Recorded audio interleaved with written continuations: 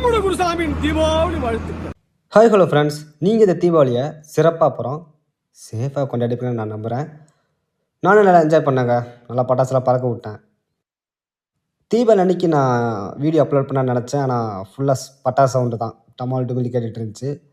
அதனால் நான் இந்த வீடியோ இன்றைக்கி நான் அப்லோட் பண்ணுறேன். So welcome to the world of fun with SV channel. Cricket 24ல் நம்ம சாம்பியன்ஸ் கிரிக்கெட் பார்த்துக்கிட்டு இருந்தோம். இந்த மேட்ச் நமக்கு இரண்டாவது போட்டி. ஃபஸ்ட்டு போட்டியில் நம்ம ஒரு மரணடி வாங்கிட்டு வந்திருக்கோம். அதை வேற ஞாபகப்படுத்திட்டீங்க. இந்த மேட்ச் எப்படி போகும்னு தெரியாதுங்க. நம்ம ஜெயிப்போமோ தோப்போமான்னு தெரில. ஆனால் நம்ம இந்த அணிக்கான நம்ம பங்களிப்பு மிக முக்கியமானது.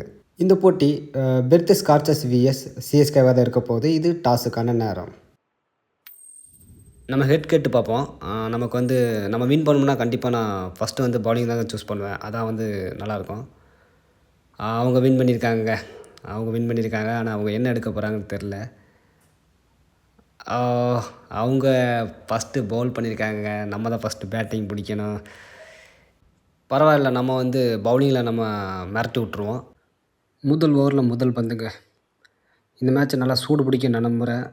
நம்மளும் இந்த மேட்ச்சில் கொஞ்சம் நல்லா விளாண்டு ஒரு 30 ரன்னுக்கு மேலே அடித்தோம்னா நெக்ஸ்ட்டு பவுலிங் போட கொஞ்சம் ஈஸியாக இருக்குங்க. டாட் பாலோட ஆரம்பிச்சிருக்காரு ருத்ராஜ். இப்போ ஒரு ஸ்கிப்பாக போட்டோம்னா நமக்கான பேட்டிங் வரும். பறக்க விட்ருவோம்.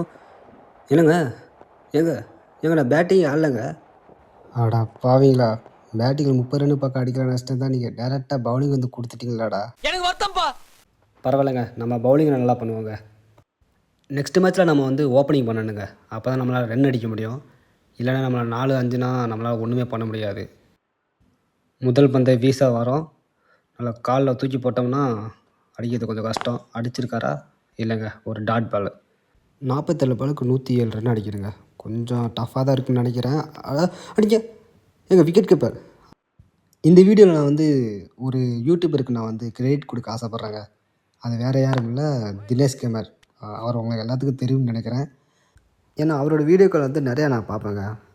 கெரியர் மோடு அதெல்லாம் நான் இப்போ வரைக்கும் பார்த்துட்டு தான் இருக்கேன். அவரோட வீடியோவில் வந்து எந்த இடத்துலையும் போர் அடிக்காமல் வச்சுக்கோருங்க. ஒவ்வொரு மீம்ஸ் ஏதாவது போட்டு ஏதாவது ஒரு காமெடி ஒன்று பண்ணிக்கிட்டு நல்லா என்ஜாயிங்காக வீடியோவை வச்சுக்குவார். அவரை பார்த்து நான் கற்றுக்கிட்டு இருக்கேன் ஒவ்வொரு விஷயத்தையும். So friends, welcome back to Dinesh gamer channel. நல்லா இருக்குங்க. இந்த வார்த்தையை நான் வந்து வாயிலேருந்து சொல்லும் போது எனக்கு ரொம்ப ஹாப்பியாக இருக்குங்க. கேட்ச் மாதிரி தெரிஞ்சிச்சு, ஆனால் எங்கே கீழே பட்டுருச்சு போனாங்க. இந்த ஓவரோட லாஸ்ட் பாலுங்க. இந்த பால் போட்டால் நம்ம டாட்டா போட்டோம்னா ஒரு மெய்டன் ஓவரை நம்ம முடிச்சு விட்றலாம். மெய்டன் ஓவரை போட்டிருக்கோம். டேய் யாரா நீங்களா?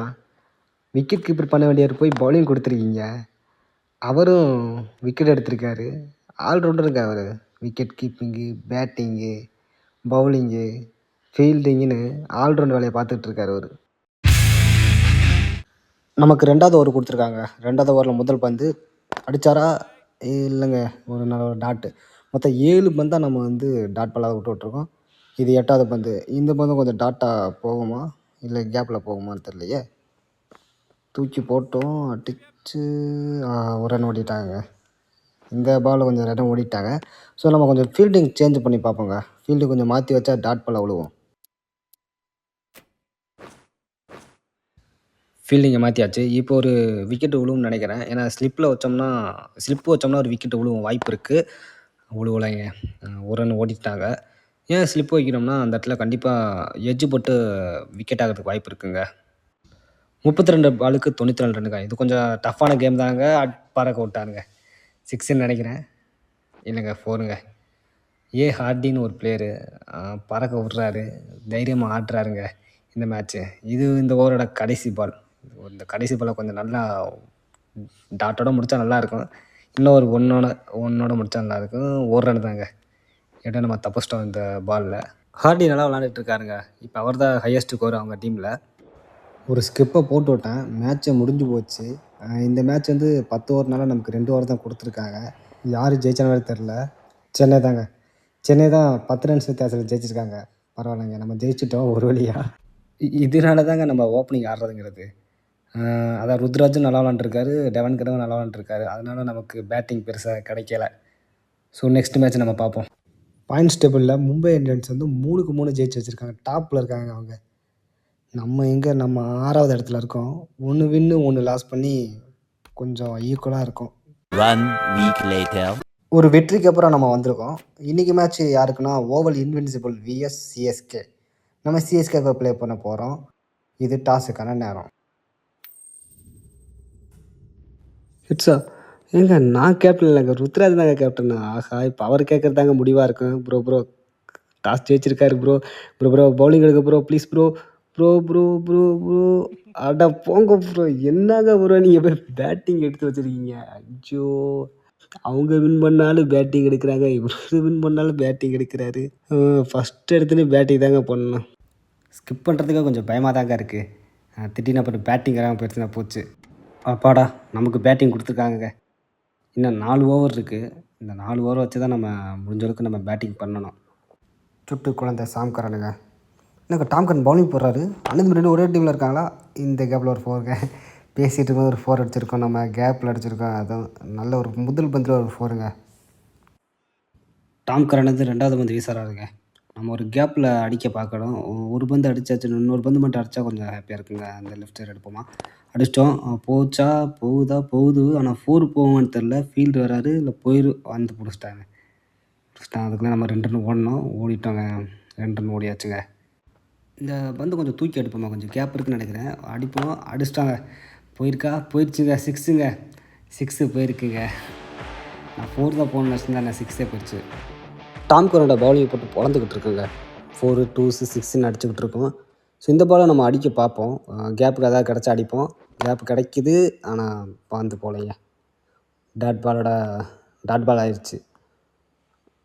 நல்லா போட்டிருக்காருங்க. ஸோ நெக்ஸ்ட்டு இப்போ வந்து தூக்கி அடிப்போம். இந்த சைடு அடித்து பார்ப்போம். ஏறிக்கிச்சுங்க, மேலே ஏறிக்கிச்சுங்க. விக்கெட்டாக பிடிச்சிட்டாருங்க விக்கெட்டு. ஒரு தவறான ஷாட்டுங்க. கொஞ்சம் நிதானமாக ஆடி இருக்கலாம். இந்த நிதானம் தான் நமக்கு வரமாட்டேங்குது. ஒரு 12 ரன்னுக்கு அவுட் ஆகிட்டு போயிட்டோம். ஸோ நம்ம டீம் மொத்தமாக வந்து 97 ரன் அடிச்சிருக்காங்க. 10 ஓவருக்கு 97 ரன் அடிச்சிருக்காங்க. இது கொஞ்சம் டஃப் கொடுக்குற மாதிரி ஸ்கோராக தான் இருக்குது. பார்ப்போம். ஓவல் டீமோட 2 ஓப்பனர்கள் வராங்கங்க. இன்றைக்கி பிரித்து போட போகிறாங்க. மத்திசா பார்த்தீங்கன்னா முதல் ஓவரை போட போகிறாங்க. இவர் தான் ஃபஸ்ட் ஓவர் ஆரம்பிக்க போகிறாரு. முதல் பந்தை மட்டும் பார்த்துட்டு ஒரு ஸ்கிப்பை போட்டுடலாம். பார்த்தீங்கன்னா எப்படி போடுறான்னு பார்ப்போம். ஒரு ஷார்ட் பிச் போட்டிருக்காரு. கேப்பில் போயிருக்கு. அது 4 போகலாங்க. இவங்க 2 ரன்ஸ் ஓடிட்டாங்க. ஸ்கிப் பண்ணிடலாங்க. ஸ்கிப் பண்ணதுக்கப்புறம் 8 ஓவருக்கு 80 ரன் அடித்து வச்சுருக்காங்க. இன்னும் ஒரு 2 ஓவர் இருக்குது. இந்த பேட்சில் நம்மளோட முதல் ஓவர் மற்றும் முதல் பால். தூக்கி காலிலே கடாசுறோம், ரன் அடிக்க விடாமல் பார்க்குறோம். அட்டம், என்னங்க இது? முதல் பால்லையேவா? என்னங்க ஃபஸ்ட்டு பால்லையே 4 அடித்து வச்சிட்டான். அட போங்க நீங்கள். இன்னும் வந்து 14 ரன் இருக்குது 11 பாலுக்கு. இந்த பால் கொஞ்சம் தள்ளி போடுவோமா? இங்கே தள்ளி வேணால் போடுவோம். போட்டால் நல்லா. இது டாட் பாலுங்க. டாட் ஆகிடுச்சு. ஃபஸ்ட்டு பால் ஒரு 4 அடிச்சது மனசுக்கு கொஞ்சம் கஷ்டமாக இருக்குது. சாம் கரன் சுட்டி குழந்தை ஓவலில் இருந்தார். என்னங்க ஓவல் டீமில் சாம் கரன் இருந்தார், சிஎஸ்கேல சாம் கரன் இருக்கார். சாம் கரன் தான். எனக்கு இங்கே நடக்குது இங்கே 2. அதே தாங்க. இது வந்து சாம்பியன்ஸ் லீக்னால சிஎஸ்கேவிலேயே அவர் இருப்பார், ஓவல்லையும் இருப்பார். நான் அதிகமாக வந்து பாலை வந்து கரெக்டாக காலுக்கிட்டே தான் போடுவேன். அது ஏன்னா அது ஒரு எட்ஜ் ஆகும். அது எட்ஜ் ஆச்சுன்னா ஒரு விக்கெட் ஆகும். கரெக்டாக ஸ்லிப்பர்கிட்ட போகும். அதுக்காக தான் நான் அங்கேயே போடுறது. மற்றபடி வேறு டைரெக்ஷன் நான் வந்து சேஞ்ச் பண்ணியே தான் ஆகணும். 8 பாலுக்கு 13 ரன்னுங்க. கொஞ்சம் தூக்கி போட்டால் அது டாட்டாக இருந்தால் நல்லாயிருக்கும். 1 ரன் தாங்க. 1 ரன் ஓடுவாங்கன்னு நினைக்கிறேன். 1 ரன் தான். அவுட்லாம் இல்லை. இந்த மேட்ச்சில் நம்மளோட கடைசி பாலை போட போகிறோம். 5 பாலுக்கு 6 ரன்னு கொடுத்துருக்கேன். இந்த கடைசி பால் ஒரு டாட்டு இல்லை ஒரு சிங்கிளோட வச்சா நல்லாயிருக்கும். அதே தாங்க, சிங்கிள் தாங்க. ஏங்க இங்கே பாருங்கள், ஒரு சாம் கரன் பேட்டிங்கு, இன்னொரு சாம் கரன் பவுலிங். நல்லா இருக்குங்க இது. என்ன கேம்னு தெரில. இது வேர்ல்டில் மொத்தம் 7 பேர் இருப்பாங்க. நான் 2 பேர்த்த இங்கே பார்த்துட்டேன். 5 பேர் எங்கே இருக்காங்கன்னு தெரில. ஆகா, இன்னும் வந்து 5 பாலுக்கு 10 ரன் அடிக்கணுங்க. முடிஞ்ச அளவுக்கு சாம்குரன் நல்லா போட்டால் நல்லாயிருக்கும். தூக்கி விட்டாருங்க. 6ஆ? 6 போயிடுச்சுன்னு நினைக்கிறேன். என்னன்னு தெரியலையே, 6ஆ 4ஆன்னு தெரியலையே அது. 4ங்க. தேவையில்லாத ஒரு பாலுங்க. கொஞ்சம் கால்கிட்ட போட்டாருன்னா விக்கெட் விழ வாய்ப்பு இருக்குது. ஒரு ஷார்ட் பாலாக போட்டால் அவர் தூக்கி விட்டுறாருங்க. இன்னும் 4 பாலுக்கு 6 ரன் அடிக்கணும். இதையும் தூக்கி விட்டாருங்க. என்னங்க பண்ணுறாருன்னு தெரியல. அவர் என்னங்க பண்ணுறாரு? இந்த மேட்சோட கடைசி பாலாக தான் இருக்க வாய்ப்பு இருக்குங்க. அவ்வளோதான், வேறு என்ன பண்ணுறது? இன்னொரு வந்து அதே மாதிரி போடுவார், அதே மாதிரி தூக்கி விடுவார். வேறு ஒன்றும் இல்லை. இந்த அதே தானே தூக்கி விட்டாருங்க. 4. அவ்வளோதாங்க, மேட்ச் முடிஞ்சிச்சு. வெற்றிகரமாக தோத்துட்டோம். அடுத்த மேட்ச்சில் பார்ப்போம். இதாங்க பாயிண்ட்ஸ் டேபிள். மும்பை இந்தியன்ஸ் வந்து ஒரு மேட்ச்சு தோத்துட்டாங்க, அதனால் கீழே வந்துட்டாங்க. ட்ரெண்ட் ராக்கெட்ஸ் வந்து மேலே 4 மேட்ச்சுக்கு ஒன்று கூட தோக்காமல் மேலே டாப்பில் இருக்காங்க. நம்ம எங்கே 8வது இடத்துல இருக்கோம். 1 தோற்று, இன்னொன்று ஜெயிச்சு, இன்னொன்று தோற்று, 2க்கு 1 அப்படிங்கிற அளவில் நம்ம இருக்கோம். சரி, அடுத்த மேட்ச்சில் கொஞ்சம் டஃப்பு கொடுப்போம். பேட்டிங் நல்லாவே பண்ணலங்க, ஆனால் பவுலிங் ஓரளவுக்கு நல்லா பண்ணியிருக்கோம். ஓகேங்க, இதோட இந்த வீடியோ அப்படியே முடிச்சுக்கலாம். ஒரு நல்ல வீடியோவாக இருக்குன்னு நான் நம்புகிறேன். வீடியோ பிடிச்சிருந்தா லைக் பண்ணுங்கள், ஷேர் பண்ணுங்கள், அப்புறம் சப்ஸ்கிரைப் கரெக்டாக வந்துருச்சுங்க. சப்ஸ்கிரைப் பண்ணுங்கள். ரொம்ப நன்றிங்க. தேங்க்யூ.